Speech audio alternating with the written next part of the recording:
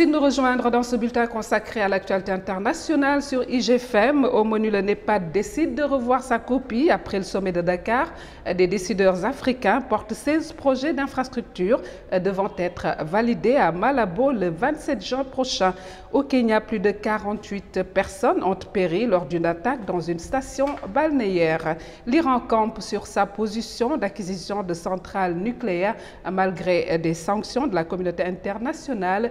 Et puis, Michael Schumacher sort de son coma 6 mois après son accident. Le champion de course a prononcé ses premiers mots hier. Le sommet du nouveau partenariat pour le développement en Afrique a vécu le week-end dernier à Dakar, occasion pour les responsables politiques de la région de réfléchir ensemble aux moyens de financer des projets d'infrastructure trop peu nombreux à ce jour et en manque de financement. Et 2 ans après l'adoption du programme de développement des infrastructures en Afrique, PIDA, par l'Union africaine, le Népad chargé de la mise en œuvre peine toujours à changer la donne pour offrir un éclairage concret sur les besoins de l'ensemble du continent. 16 projets régionaux sélectionnés pour leur impact économique potentiel ont été mis en avant durant le sommet de Dakar. Dimanche 15 juin, les présidents du Bénin, du Nigeria et du Mali ont apporté leur soutien à cette initiative. Plus de 250 représentants de délégations africaines et d'institutions financières ont préconisé au cours des travaux préparatoires de certains nombres de pistes pour faciliter la réalisation des infrastructures manquantes. Au moment de clore le sommet, le président sénégalais Macky Sall a assuré vouloir lui-même pousser l'ensemble des dirigeants politiques africains à ne pas oublier leur engagement, notamment concernant les 16 projets présentés lors de l'événement. Un premier rappel devrait avoir lieu lors du prochain sommet de l'Union africaine à Malabo du 20 au 27 juin pour accroître l'efficacité des dispositifs institutionnels. Il a également souhaité que la BAD mène pour le compte du Népad les études préparatoires à la réalisation des projets et que cette dernière puisse créer un réseau d'experts en lien avec la Banque mondiale. Au Kenya, plus de 48 personnes sont mortes au cours d'une attaque dans une station balnéaire. L'attaque dimanche soir d'une station balnéaire de la côte est du pays a fait au moins 48 morts. Selon le porte-parole de l'armée kenyane, les assaillants étaient probablement membres du Shebab, les islamistes somaliens liés à Al-Qaïda. Une cinquantaine d'insurgés brandissant des drapeaux islamistes ont attaqué la ville côtière. Selon un policier sur place ayant requis l'anonymat, le bilan est encore susceptible de s'alourdir car la recherche continue. À l'aube, cependant, le calme régnait dans la municipalité selon les médias. Plusieurs édifices, dont des hôtels, des restaurants, des banques et des bureaux gouvernementaux, ont été totalement détruits. L'attaque n'a pas encore été revendiquée, mais le porte-parole de l'armée a indiqué que les assaillants avaient été probablement des Shebab. Le Pakistan était en alerte maximale lundi après les nouvelles menaces des talibans contre le gouvernement et les compagnies étrangères en représailles de l'offensive militaire lancée la veille et toujours en cours dans le principal bastion rebelle du nord-ouest.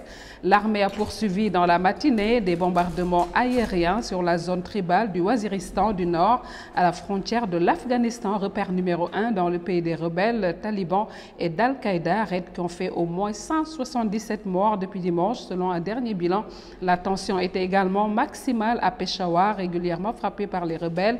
Le mouvement des talibans du Pakistan, TTP, principal groupe rebelle islamiste du pays et cible de l'offensive militaire avec ses alliés étrangers d'Al-Qaïda, a répliqué lundi matin en promettant de nouvelles attaques. Son communiqué vengeur a d'abord menacé le gouvernement du Premier ministre Nawaz Sharif qu'il tient pour responsable des meurtres et destructions provoqués par cette opération en déclarant « Nous brûlerons vos palais d'Islamabad et Lahore, capitale de Pendjab et bastion de la famille Sharif ».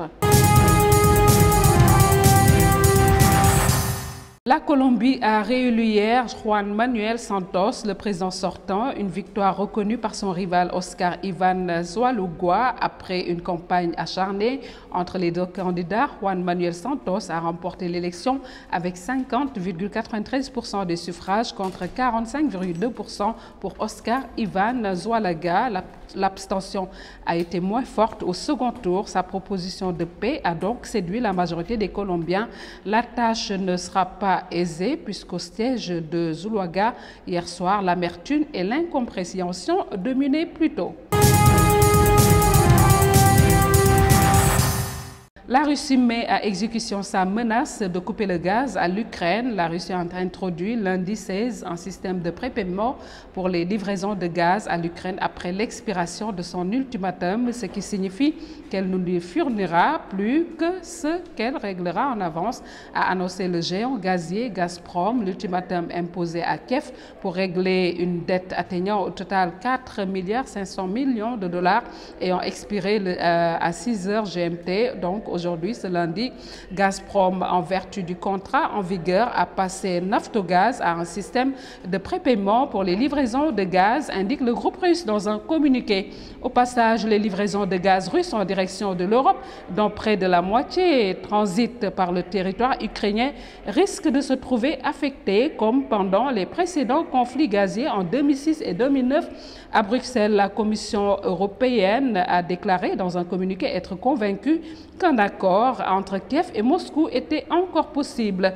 Kiev a refusé la hausse des prix décidée par Moscou après l'arrivée au pouvoir de dirigeants pro-occidentaux en fin février, conséquence de la chute du président pro-russe Viktor Yanukovych. Dans sa dernière offre, Moscou a proposé $385. Sur le nucléaire iranien, l'Iran et ce qu'on appelle le groupe 5+1, c'est-à-dire les Occidentaux, la Chine et la Russie n'ont toujours pas commencé à rédiger le texte final. Nombreux sont les points sur lesquels aucun compromis n'a été trouvé. Le régime islamique souhaite conserver des dizaines de milliers de centrifuges car il n'en est pas question selon les Américains et les Européens. L'Iran veut aussi continuer de construire sa centrale d'Arak. Ses partenaires de négociation réclament, eux, toujours son démantèlement. On est donc encore très loin d'un compromis historique. Les Occidentaux sont en position de force car ils conservent leur carte maîtresse des sanctions qui représente ainsi 100 milliards de dollars au total. L'économie iranienne est toujours au plus mal et le guide suprême conserve son soutien au président réformateur chargé des négociations qui est également peu critiqué par les conservateurs. Un consensus qui peut être la clé du succès. Enfin, Michael Schumacher n'est plus dans le coma et a quitté l'hôpital de Grenoble lundi 16 juin. Selon la porte-parole de la famille, Sabine Kehm, l'ex-pilote de Formule 1 plongé dans le coma depuis un grave accident de ski le 29 décembre 2013 à Méribel, a été transporté lundi matin au centre hospitalier universitaire de Vaud, situé à Lausanne, précise l'hôpital en Suisse. Schumacher a été pris en charge par le CHUV ce matin, a expliqué à l'AFP en porte-parole de l'hôpital, Darcy Christen. Sa famille est avec lui dans un espace aménagé spécialement pour préserver leur intimité et pour assurer les meilleurs soins possibles, a-t-il précisé. Et selon Bild, le champion a pu communiquer avec son épouse Corinna et ses enfants.